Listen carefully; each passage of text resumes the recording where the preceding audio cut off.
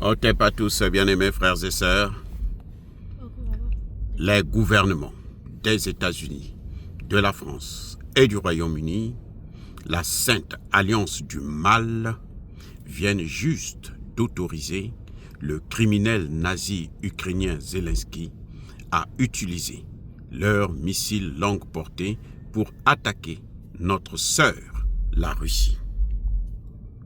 Je vous le dis, c'est un moment décisif. Je peux vous assurer qu'ils sont entrés dans une phase de folie de l'impérialisme, celle de la revanche, qui parle ainsi. Ça, c'est la signature de Nicolás Maduro, le président du Venezuela. Et là, nous sommes au sommet du G20.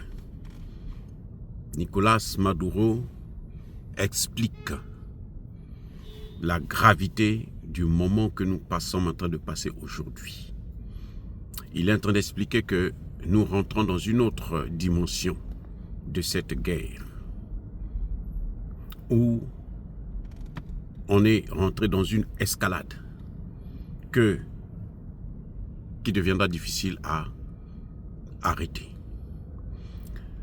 Aujourd'hui là même, au moment où je vous parle, cette nuit, ou plutôt très tôt le matin, l'Ukraine a utilisé les attaques MS et a frappé en profondeur dans le territoire russe.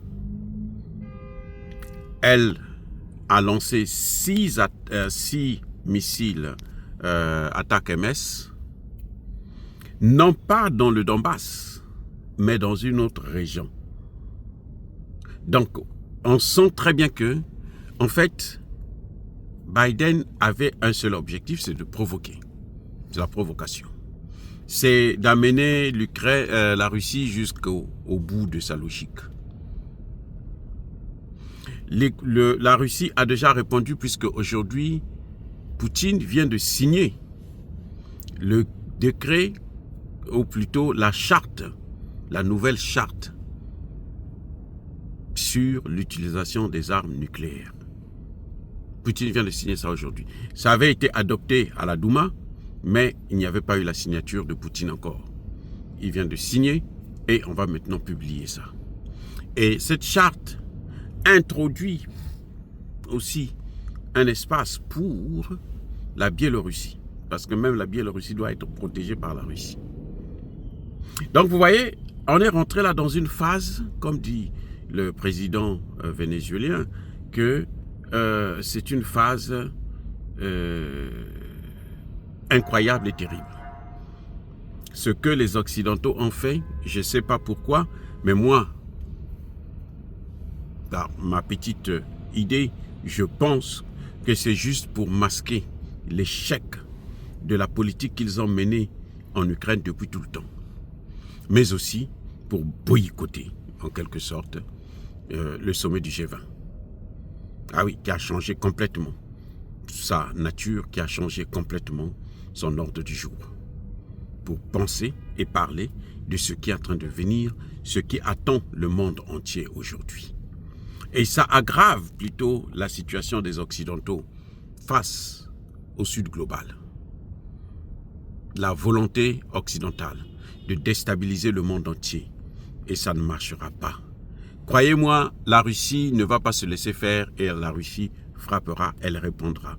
Et elle répondra avec des instruments, avec une force que l'Ukraine risque de le regretter. Les Ukrainiens eux-mêmes, pour la grande majorité, ne veulent plus entendre parler de cette guerre. Ce sont les Occidentaux qui nous font croire qu'ils veulent. Non, ils ne veulent pas. Les Ukrainiens sont actuellement traumatisés parce que cette guerre, d'ailleurs, ils l'ont déjà perdue. Dire cela, c'est inciter à la haine ou à la violence. Non. Colère, encore une fois de plus, bien-aimés frères et sœurs, je persiste et je signe. Soyez bénis, abondamment bénis par le Dieu des Kémites et par nos ancêtres évangélisés.